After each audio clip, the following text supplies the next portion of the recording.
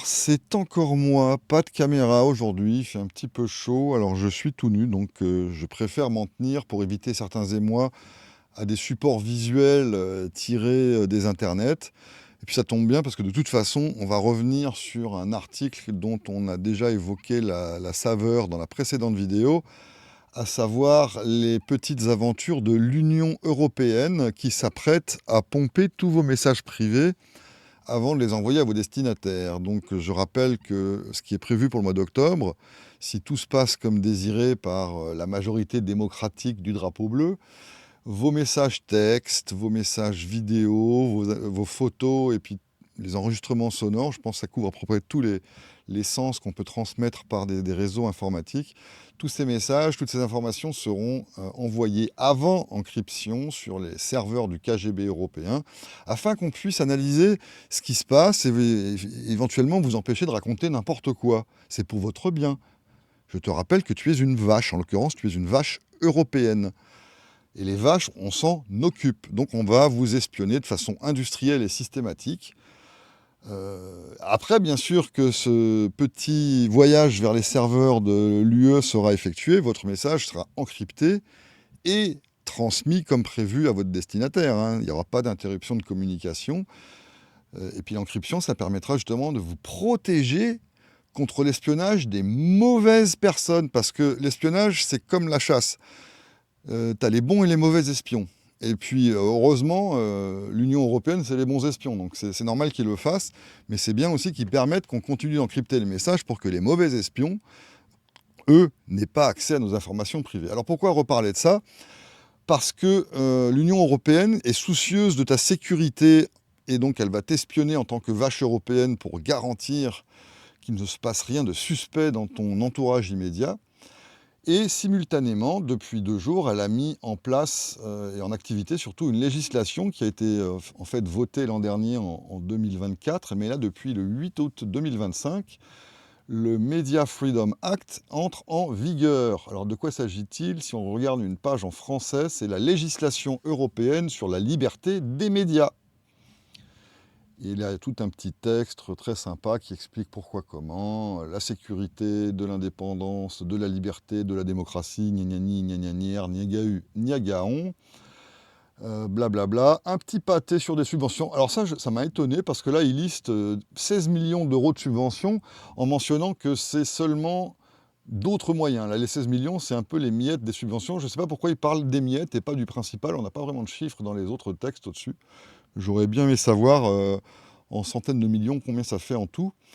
Donc de quoi s'agit-il? On va surtout se préoccuper de l'article, je crois, numéro 4. Oui, c'est ça, le numéro 4, dans lequel on stipule une chose intéressante, c'est que les États membres de l'Union européenne, en vertu de ce nouveau traité de protection de l'indépendance journalistique, les États membres donc n'auront pas le droit de espionner les gens, enfin les journalistes, hein, pardon, les journalistes, et puis les médias en général. Ils ne pourront pas non plus les assassiner, les enlever, les mettre en prison, intercepter leur communication, bref, déployer des outils de surveillance logicielle ou matérielle dans leur communication. Donc tu vois, tu as une loi qui s'apprête à t'espionner toi en tant que vache, et simultanément une loi complètement inverse pour la caste des journalistes. Donc je suppose qu'on pourrait éventuellement en conclure que les journalistes sont en fait des employés de l'Union européenne, puisqu'ils ont droit à un traitement de faveur par rapport aux vaches. Maintenant, le point, disons, encore plus ironique ou savoureux de la situation, c'est que cet article 3 qui stipule donc ce que n'ont pas le droit de faire les États, donc de l'espionnage, de l'arrestation, de l'ingérence dans l'information, c'est bien sûr, sauf si, parce que le point systématiquement après, c'est, bon, il y a des dérogations hein, pour ces interdictions d'espionnage et puis d'interférence et d'ingérence. Voici quelles sont les exceptions. Et en gros, ben, s'il y a une loi qui le prévoit, donc ça ne veut rien dire, donc tout est permis, tout est possible. Après, si c'est en conformité avec un article 52, alors ça, je ne sais pas ce que ça veut dire. Et puis sinon, si c'est justifié, au cas par cas, pour des raisons majeures, d'intérêt public et si c'est proportionnel comme réaction. Donc, c'est interdit d'espionner les journalistes, contrairement aux vaches qui, elles, se font espionner à partir d'octobre, mais sauf si vraiment on en a besoin, quoi. Voilà, c'est tout ce que j'avais à dire. Je te laisse moudre ce grain-là. J'espère que tu aimes être une vache européenne parce qu'on s'occupe bien de toi. Et si tu pouvais devenir journaliste, à mon avis, tu serais un peu mieux loti. Donc ce serait peut-être une carrière intéressante à envisager. Sur ce, je crois que je vais retourner faire autre chose. Bonne soirée. Bon, un dernier mot quand même avant de raccrocher. Ce n'est pas une surprise tout ceci. Cette fourberie sémantique qui élève le flou au rang de discipline olympique, qui en fait un art, ce sauf-si, c'est pas une surprise. On avait déjà constaté exactement la même chose dans la vidéo il y a 2 ans avec Stéphane sur la DDHC. Je te rappelle que ce document est parfaitement antilibéral, mais il est très habile justement pour te faire croire l'inverse, et qu'il ne peut servir qu'à emballer du poisson de fraîcheur contestable dans le meilleur des cas. Pas plus.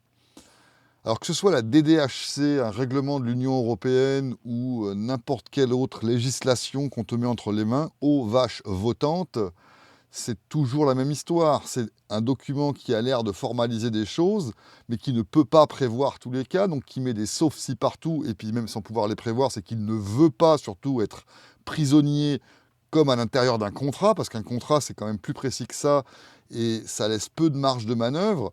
Là, avec des textes très vagues, pleins de sauf-si, on peut interpréter tout ça de manière complètement personnelle et adaptée au moment où on en a besoin. Et quand je dis on, c'est bien sûr les propriétaires de vaches, pas les vaches elles-mêmes. Donc quand un propriétaire de vaches européen va dire, bah là quand même, il faut que j'espionne ce journaliste, bah je peux parce que sauf si. Donc là je tombais, ah bah je tombe dans le sauf si, ça tombe bien. Voilà, donc si toi tu es une vache encore qui vote, je me demande si ça te convient. Ça c'est une question subsidiaire. Est-ce que tu te sens comme un bon gros singe assis dans sa caverne qui suce des silex et qui est heureux que ça se passe comme ça, c'est-à-dire qu'on lui balance des trucs dans la figure et en fait c'est complètement arbitraire, mais comme ça a l'air négocié ou rationnel, ou je sais pas comment dire, en tout cas c'est formel, c'est officiel, alors ça te rassure, mais c'est simplement de la barbarie sous forme administrative, hein. C'est complètement à sens unique et c'est complètement arbitraire, il faut bien s'en rendre compte, sinon il n'y aurait pas de sauf-si dedans. Donc bon, si tu veux un exemple très concret dans le cas qui nous préoccupe, là j'ai trouvé une phrase rigolote dans la description en français de cette législation. La phrase, la voici. La législation européenne sur la liberté des médias, LOL, va notamment introduire un droit de personnalisation de l'offre de médias sur les appareils et les interfaces. Tu vois, c'est cette phrase ici, là. Ça veut dire que on introduit un droit qui donc apparemment n'existait pas avant. Donc on a inventé comme ça ex nihilo un truc sans négocier avec qui que ce soit. On l'introduit de force, à coups de marteau. On te l'enfonce bien bien profond dans l'orifice de ton choix. Et puis c'est comme ça. Donc si toi maintenant, en tant que propriétaire d'interface, d'appareil ou de plateforme de médias, tu es en Europe, eh ben, tu vas être obligé d'offrir, je pense, une fonction de personnalisation. Je ne sais pas comment ça se décline. Est-ce qu'il y a des articles qui vont définir exactement la procédure à mettre en place donc chez les fournisseurs de matériel et de logiciels pour que chaque vache puisse sélectionner les icônes de ses fournisseurs de médias. Tu auras l'icône L'Humanité, l'icône Le Figaro, l'icône Radio-Canada, l'icône Pravda, BBC, machin. Donc ça, c'est un nouveau droit qu'on enfonce dans la bouche de certaines de ces plateformes. Alors, en plus, il y en a certaines qui doivent déjà le faire, donc elles doivent être complices dans la mécanique, tu vois. Enfin, tout ça, c'est des tentacules qui ne finissent jamais de faire des nœuds. Et donc, ça pourrait éventuellement permettre de réduire la concurrence en mettant à genoux les petites plateformes qui, elles, n'ont pas introduit déjà ça dans leur business model et qui n'avaient pas l'intention de le faire. Et donc, si on leur impose, ça va leur coûter cher, et peut-être qu'il y en a qui vont faire faillite ou qui vont arrêter d'opérer à cause de ça. Bon, ça, ce sont des choses qu'on découvrira par la suite. Néanmoins, c'est juste pour illustrer le fait que ce n'est pas un contrat. Ça, c'est la même chose que quand Luigi, le gros mafieux, il débarque au bar et il dit au gars, bon ben voilà, à partir de maintenant, tu me files 1000 boules par semaine, sinon tes articulations vont avoir des gros problèmes. et ton bar pourrait même subir des dommages de type incendie.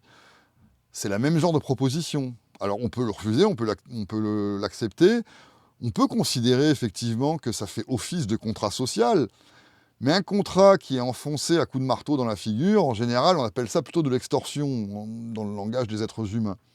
Donc bon, c'était juste pour rajouter cette petite virgule. Si toi, en tant que vache qui vote, tu es heureuse de ce genre de situation, bah écoute, continue de voter, parce que là, tu as un Reich européen qui va encore en rajouter des épaisseurs, parce qu'on n'est qu'en 2025, imagine, d'ici 5 ans, ce qui va pouvoir encore se rajouter à tout ça. Donc écoute, je te souhaite un bon pâturage, vache européenne, et puis on se retrouve la prochaine fois. Me.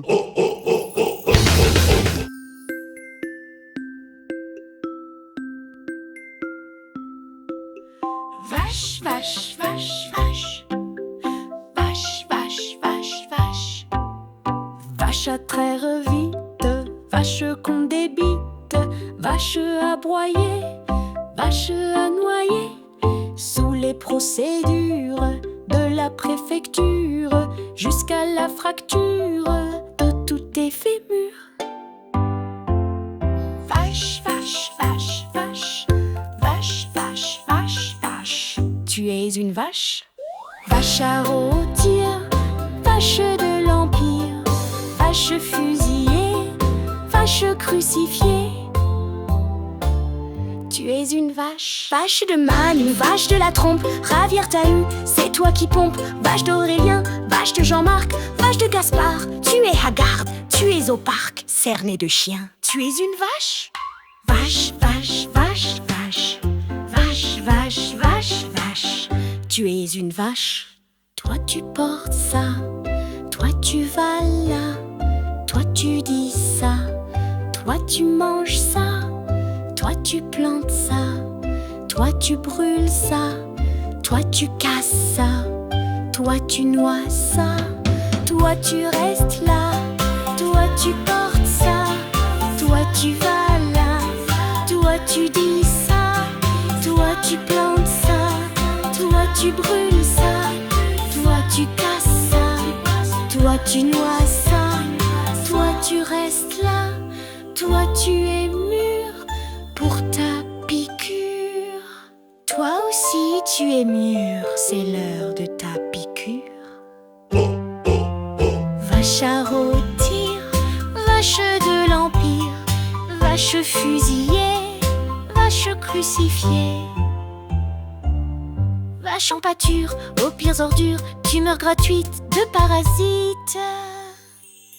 Tu es une vache, tu es une chose, tu es une vache, tu es une chose, tu es une vache, tu es une chose, tu es une vache, tu es une chose, tu es la chose qui vache, tu es la vache qui chose, tu es la chose qui vache, tu es la vache qui chose, tu es la chose qui vache, tu es la vache qui chose, tu es la chose qui vache, tu es la vache qui vote, tu es la vache qui vote, tu es la vache qui vote, tu es la vache qui vote, tu es la vache qui vote, tu es la chose qui vote, tu es la vache qui vote, tu es la chose qui vote, tu es la vache qui vote, tu es la vache qui vote, tu es la chose qui vote, tu es la vache qui vote, tu es la chose qui vache, tu es la vache qui vote, tu es la chose qui vache, tu es la vache qui vote. Tu es la chose qui vache, vache, vache, vache, vache, vache. Tu es la chose publique. Chose publique, chose privée, chose publique, chose publique, chose publique, chose publique, chose publique, chose publique, chose publique. Gloire à l'esclavage.